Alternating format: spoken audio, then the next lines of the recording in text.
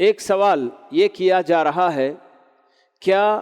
جھینگا اور کیکڑا وغیرہ کھا سکتے ہیں؟ کہ کچھ لوگ اس کو مکروہ کہتے ہیں۔ اللہ تعالیٰ نے سمندر کے اندر رہنے والے کوئی بھی جاندار کسی بھی شکل کا ہو، کچھ بھی ہو، اس کو اللہ تعالیٰ نے ہمارے لیے حلال کیا ہے۔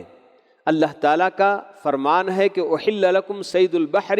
وطعامہ متاعا لکم وللسیارہ، کہ تمہارے لیے سمندری شکار حلال کیا گیا اور اس کا کھانا بھی حلال کیا گیا۔ تو جیسے کہ صحابہ کرام رضوان اللہ علیہم اجمعین اس آیت کی تفسیر میں بتاتے ہیں کہ صید البحر،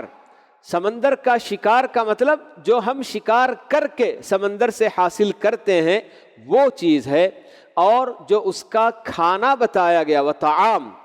تو یہ اس سے مراد سمندر میں مرنے کے بعد سمندر جس چیز کو اپنے اوپر تیرتے ہوئے لے آتا ہے یا پھر کنارے پر ساحل پر لا کر چھوڑ کر چلا جاتا ہے، تو ایسی چیزوں کو طعام کہا گیا ہے۔ تو اس لیے سمندر کی کوئی بھی چیز، پانی میں رہنے والی کوئی بھی چیز، زندہ یا مردہ، دونوں بالکل حلال ہیں۔ جیسے کہ اللہ کے نبی صلی اللہ علیہ وسلم کا فرمان ہے، سمندر کے بارے میں جب آپ سے پوچھا گیا تو آپ نے فرمایا کہ هو الطہور ماؤہ والحل میتتہ، کہ سمندر،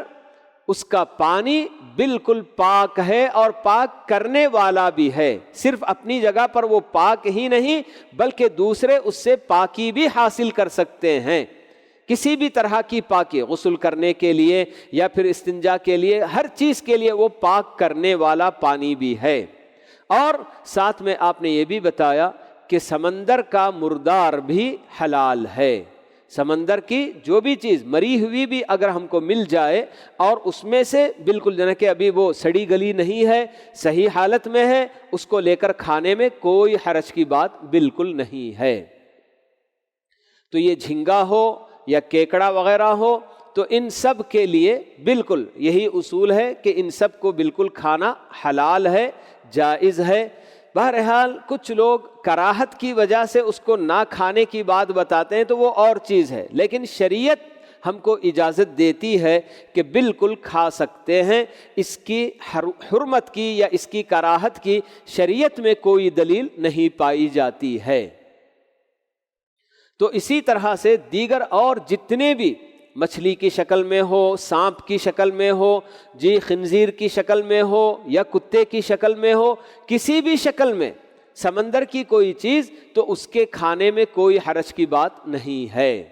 ہاں البتہ ایسی کوئی جانور کہ جس کا بالکل یعنی کہ کوچلی والا دانت، جیسے کہ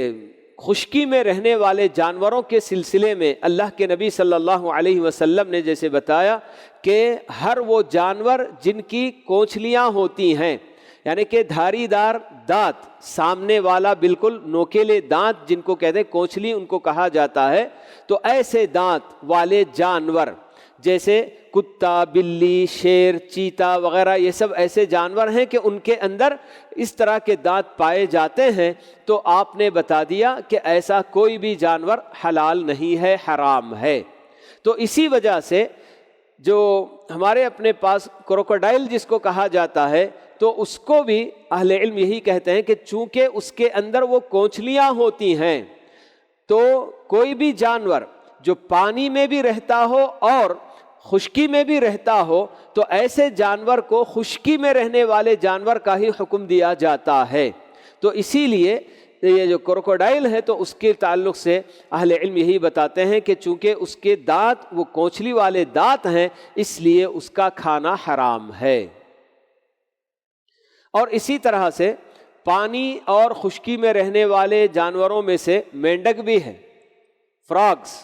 تو ان کے تعلق سے ہم کو یہ بات حدیث میں بتائی گئی ہے کہ اللہ کے نبی صلی اللہ علیہ وسلم نے انہیں قتل کرنے سے، مارنے سے منع فرمایا۔